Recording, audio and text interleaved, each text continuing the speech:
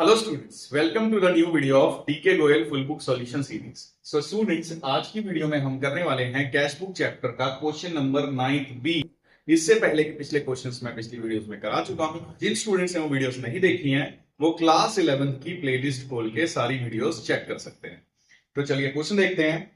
Enter the following transactions in the cash book with cash and bank column. तो यहाँ पे हमें क्या करना है, कैश बुक के अंदर रिकॉर्ड करना है और कैश बुक जो होगी वो कैश और बैंक कॉलम की होगी। तो देखो ये जो फॉर्मेट है ये कैश और बैंक कॉलम की कैश बुक का है। और कैश बुक का रूल बड़ा ही सिंपल होता है कि अगर पैसा आएगा या पैसा बढ़ेगा तो डेबिट साइड में रिकॉर्ड करेंगे और अगर कम होगा तो क्रेडिट साइड में रिकॉर्ड करेंगे। ठीक है, तो चलिए क्वेश्चन देखते हैं।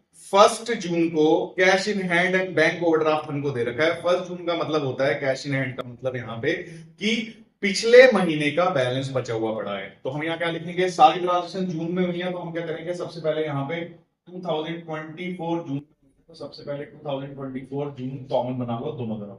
तो 2024 जून, 2024 जून। अब पहली डेट को हमें कैश इन हैंड लिखा हुआ है और कैश इन हैंड को लिखते हैं टू बैलेंस बीडी। तो टू बैलेंस बीडी आ गया कितना, कैश इन हैंड है हमारा 8000 रुपीज, तो कैश में लिखेंगे 8000। और बैंक का जो बैलेंस है वो है ओवरड्राफ्ट। ओवरड्राफ्ट का मतलब होता है माइनस में बैलेंस है, मतलब हमने बैंक से लोन ले रखा है। तो माइनस वाला बैलेंस कौन सी साइड आता है, वो क्रेडिट साइड आता है। मींस यहां लिखेंगे बाय बैलेंस बीडी कितने रुपए है, 57,000। तो आ गया 57,000। ठीक है, अब देखते हैं नेक्स्ट एंट्री 7 को, receive a cheque from Bharti 32,500। अब देखो यहाँ पे हमें भारती से चेक मिला है पर चेक के बारे में अभी कोई इंफॉर्मेशन नहीं है कि वो बैंक में जमा हुआ कि नहीं हुआ। तो हम क्या करेंगे, नीचे चेक करेंगे कि नीचे कहीं इस चेक के बारे में कोई और इंफॉर्मेशन तो नहीं दे रखी। तो अगर हम चेक करें तो 9 डेट को लिखा हुआ है deposited the above cheque into bank. जो भारतीय वाला चेक है वो हमने 9 तारीख को बैंक के अंदर जमा कराया है। तो अगर 9 तारीख को जमा कराया है तो रिकॉर्ड भी 9 को होगा। 7 को कहां रिकॉर्ड होगा, 7 को ये रिकॉर्ड तो होगा पर ये जर्नल प्रॉपर के अंदर रिकॉर्ड होगा। हम यहाँ कैश बुक बना रहे हैं तो वो वहां जाके अपने आप रिकॉर्ड हो जाएगा।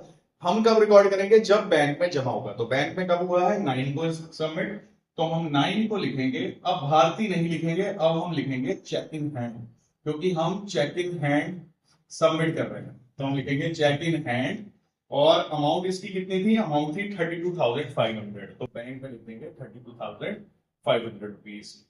फिर देखते हैं नेक्स्ट 12 को paid to Bhavna by cheque 24,250। अब हमने भावना को पैसा दिया तो जाएगा तो कौन सी साइड रिकॉर्ड करेंगे, क्रेडिट साइड में। मींस 12 को रिकॉर्ड करेंगे बाय भावना, कितने रुपए दिए हैं हमने उसको, 24,250। 24,250 का चेक दिया है तो कहां लिखेंगे, बैंक के अंदर लिखेंगे। अब 15 देखो क्या हुआ, देखो भारतीय चेक रिटर्न डिसऑनर। भारतीय का जो चेक था वो डिसऑनर हो गया भाई। भारतीय का चेक डिसऑनर हो गया, इट मींस भारतीय वाला चेक कौन सा था, ये वाला चेक था भारतीय का, अब वो हो गया डिसऑनर। तो डिसऑनर के टाइम पे हम क्या करते हैं, एंट्री को सीधा अपोजिट कर देते हैं। पहले डेबिट में आया था, अब उसको कहां लिख देंगे, अब क्रेडिट में लिख देंगे। मींस यहां पे लिखेंगे 15 डेट को बाय भारती, और कितने रुपए का चेक था वो, 32,500 का चेक था, वो हम बैंक के अंदर लिख देंगे। ठीक है, अब देखते हैं नेक्स्ट एंट्री 20 को withdrew from bank for office use 2500। अब यहाँ पे क्या लिखा है, withdrew from bank for office use का मतलब क्या होता है कि हमने बैंक से पैसा निकाला ऑफिस के काम के लिए। तो ये कौन सी एंट्री होती है, ये हमारी कॉन्ट्रा एंट्री होती है। अगर हम बैंक से पैसे निकालें या बैंक में पैसा जमा करें तो उस एंट्री को क्या बोलते हैं, कॉन्ट्रा एंट्री। कॉन्ट्रा एंट्री क्यों बोलते हैं, क्योंकि ये कैश बुक की दोनों साइडों को इफेक्ट करती है। कैसे करना है वो देखो, कितने पैसे निकाले हैं, 2500 रुपए बैंक से निकाले हैं। तो बैंक से अगर पैसा निकालेंगे तो बैंक तो हो जाएगा कम, कैश बढ़ जाएगा। बढ़ने वाली साइड ये होती है। मींस क्या होगा, कैश के अंदर 2500 रुपीज बढ़ जाएंगे और जो बैंक है उसके अंदर 2500 रुपीज कम हो जाएंगे। अब ये हो गई कॉन्ट्रा एंट्री, तो यहाँ सी से इसको मार्क कर देंगे और इसको लिखना कैसे है, डेट है इसकी, और अब इसको 20 को लिखेंगे।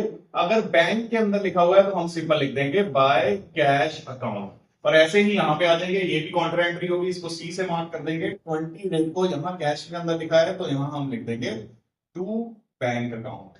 ठीक है, चलिए अब नेक्स्ट देखते हैं 25 को, cheque receive from Panna Lal and endorse it into the favour of Kamal on 28 June 12,000। अब देखो 25 तारीख को हमें पन्ना लाल से चेक मिला और 28 तारीख को हमने वो वाला चेक उठाया और उठा के किसी और को दे दिया।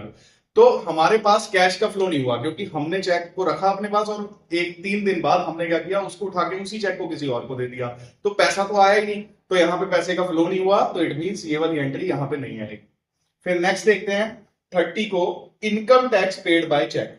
अब देखो इनकम टैक्स जो होती है वो किसी इंसान की होती है, हम फॉर्म है तो हम इनकम टैक्स नहीं भरेंगे, हम जीएसटी भरेंगे, ठीक। तो इनकम टैक्स किसने भरी होगी, जो ओनर है उसकी हमने इनकम टैक्स भरी होगी। तो ओनर का कोई भी एक्सपेंस अगर हम भरते हैं तो उसको बोलते हैं ड्रॉइंग्स। तो यहाँ पे मतलब 30 तारीख को हम क्या लिखेंगे, 30 तारीख को हम मेंशन कर देंगे बाय ड्रॉइंग्स अकाउंट, ठीक। कितने रुपए हैं, 1500 रुपीज। चेक से पेमेंट करी है तो किसमें आएगा, बैंक के अंदर आएगा, बैंक पे लिख दिया।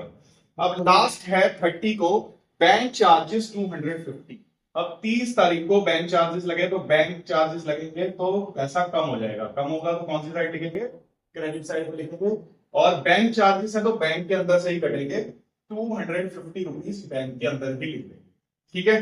अब यहाँ पे सारी ट्रांजेक्शन्स डन हो गई हैं। अब सारी ट्रांजेक्शन होने के बाद हमें निकालना होता है इसका आंसर, जिसे बोलते हैं बैलेंस शीट।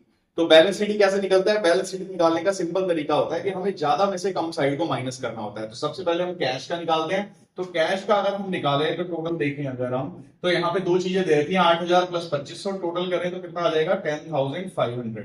और ये वाला टोटल उधर आ जाएगा यहाँ पे। और देखो इसके ऊपर की साइड में कुछ लिखा ही नहीं है, यहाँ पे कुछ भी नहीं लिखा हुआ, तो इट मींस 30 डेट को जो हमारा बैलेंस सीडी होगा वो इतना ही आ जाएगा, 10,500 रुपए, ठीक है। अब कैश का बैलेंस तो हमारा आ गया, अब हम निकालेंगे बैंक का। तो देखो आंसर निकालने का एक ही तरीका होता है कि हमें ज्यादा में से कम को माइनस करना है। तो यहां देखो, यहां पे है 32,500 रुपीज और वहां वैल्यू बहुत ज्यादा है, तो इट मींस हमें उस साइड का टोटल करना है और उसको यहां लेके आएंगे और आंसर इस साइड पे आएगा, क्योंकि जिस साइड पे कम होता है बैलेंस वहीं पे आंसर आता है। तो अब पहले हम टोटल करेंगे। तो देखो टोटल करने का तरीका क्या है, कहीं पे भी साइड पे लिखना नहीं है, हमें सीधा इसको प्लस करना है। तो देखो लास्ट से ये 0 का 0 आ गया, ये आ गया 5 + 5 10, तो 0, ये 1 कैरी चला गया यहाँ पे। तो 2 + 1 3, 3 + 5 8, 8 + 5 13, 13 + 5 18, 18 + 2 20, ये भी 0 आ गया।